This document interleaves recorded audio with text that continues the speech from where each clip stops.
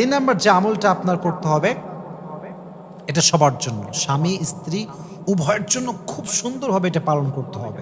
আর আমি মনে করি এটা হচ্ছে একটা medicine, it's like a medicine, এটা ঔষধ।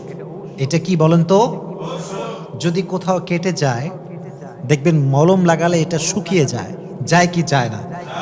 স্বামী স্ত্রীর মাঝে যত আঘাত আছে, যত কষ্ট আছে, যত অভিমান আছে, এই সব কিছু ভাঙাবার মূল মন্ত্রটা হচ্ছে ওয়েল বিহেভিয়ার, সুন্দর ব্যবহার। সুবহানাল্লাহ পড়েন।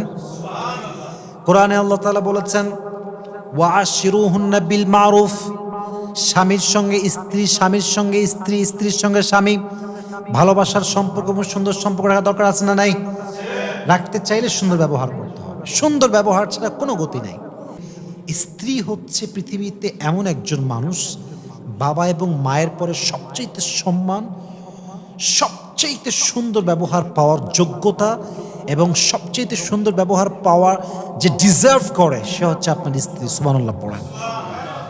She deserves the respect and caring from you. এটা সে ডিজার্ভ করে, এটা আপনার দিতে হবে।